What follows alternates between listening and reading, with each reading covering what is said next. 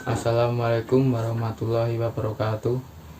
Innal hamdalillah nahmaduhu wa nasta'inuhu wa nastaghfiruhu wa na'udzubillahi min syururi anfusina wa min sayyiati a'malina. Man yahdihillahu fala mudhillalah wa man yudhlilhu fala hadiyalah.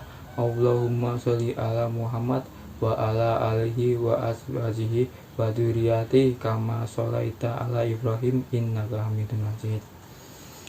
Hadirin semua yang dirahmati oleh Allah, setinggi-tinggi puji dan sedalam-dalam syukur kita persembahkan kehadirat Allah Subhanahu wa Ta'ala, Tuhan yang telah menciptakan kita, mencurahkan rahmat dan nikmatnya, yang telah memberi petunjuk kepada kita, kekuatan lahir dan batin, sehingga kita dapat melaksanakan perintahnya.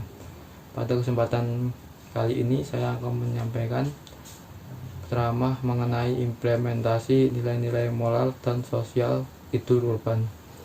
Ibadah kurban secara khusus mempunyai arti menyembelih binatang yang dagingnya dibagikan kepada orang miskin yang dilakukan pada tanggal 10 sampai 13 Dzulhijjah.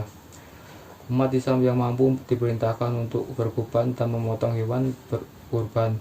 Bahkan dari hadis Nabi bisa dipahami menyembelih kurban merupakan keharusan bagi setiap muslim yang mampu, sebagaimana hadis Nabi SAW yang artinya dari Abi Hurairah RA berkata bahwa Rasulullah SAW bersabda, siapa yang memiliki kelapangan tapi tidak menyembelih kurban, janganlah mendekati tempat sholat kami. Hadis riwayat Ahmad, Ibnu Majah dan Al-Hakim.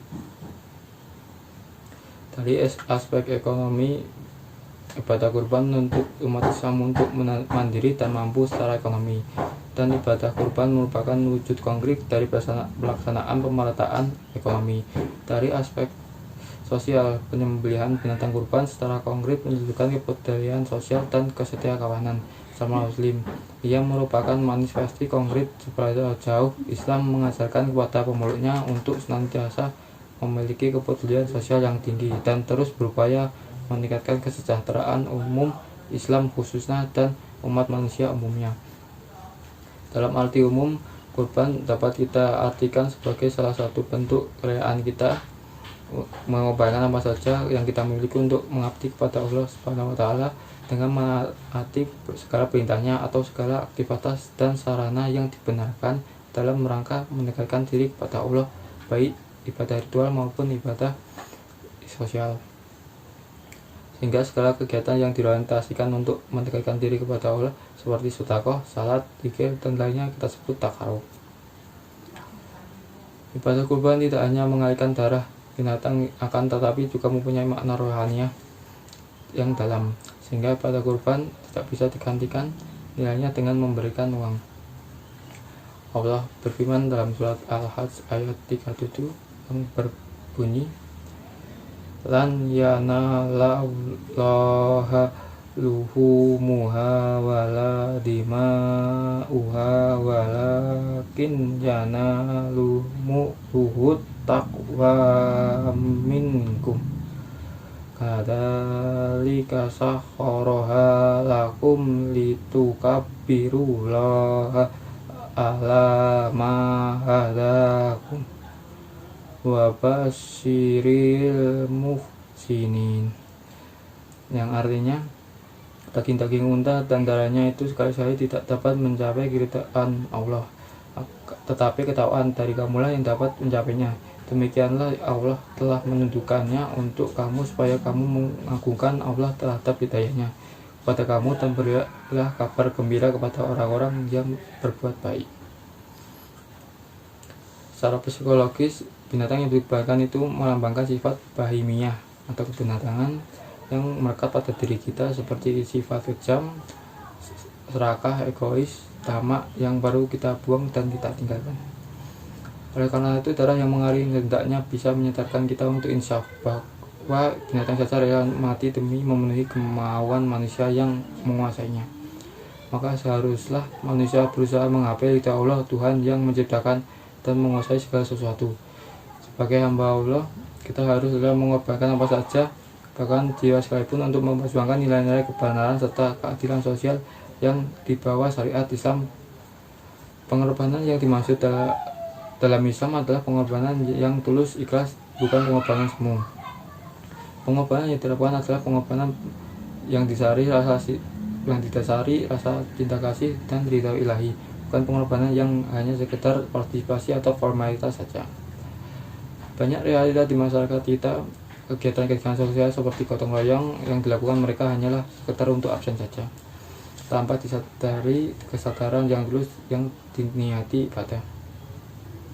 Allah berfirman dalam surat Al-Kautsar ayat 1-3 yang berbunyi, Inna a'tainakal kautsar fasholli lirabbika wanhar inna syani'aka wal abtar, yang artinya, sesungguhnya kami telah memberikan kepadamu nikmat yang banyak, maka dirikanlah sholat karena Tuhanmu dan sembelihlah kurban, sesungguhnya orang-orang yang membenci kamu dialah yang terputus. Perintah melaksanakan sholat Idul Adha dan menyembelih kurban yang dirangkai dalam suatu ayat dimaksudkan agar orang Islam tidak hanya memikirkan masalah-masalah umum, akan tetapi juga diwajibkan memperbaiki hubungan dengan masyarakat sekitarnya. Orang Islam tidak boleh hanya memikirkan urusan pribadinya sendiri, bahkan harus berkiprah di tengah-tengah masyarakat dan juga berusaha berjuang untuk meningkatkan taraf hidup masyarakat lebih terhadap fakir miskin dan yatim piatu. Pada saat sekarang ini umat Islam sama-sama diuji oleh Allah. Bagi yang miskin dan serba kekurangan diuji kesabarannya, bagi yang kaya diuji kesungguhan agamanya, bagi pejabat pemerintah diuji keadilan, kebijaksanaan, kejujurannya serta keamanannya. Lebih-lebih bagi mereka yang kelebihan harta, Allah mengancam bagi mereka yang memberikan anak yatim dan tidak mau membantu fakir miskin. Mereka masuk orang yang mendustakan agama. Dalam uraian di atas dapat disimpulkan bahwa realisasi semangat ibadah kurban seharusnya tidak hanya sebatas menyembelih hewan kurban saja, melainkan harus diteruskan dalam bentuk penyantunan sosial lainnya yang bersifat kesinambungan, karena ibadah kurban hakikatnya adalah wahana mendidik umat manusia agar memiliki kepekaan sosial yang tinggi serta berbagai persoalan kemiskinan, kebodohan, keterlatar belakangan dapat diatasi secara bersama. Demikianlah ceramah yang dapat saya sampaikan pada kesempatan kali ini. Semoga dapat bermanfaat bagi kita semua dan dapat kita aplikasikan dalam kehidupan sehari-hari kita. Lebih dan kurangnya mohon maaf. Wassalamualaikum warahmatullahi wabarakatuh.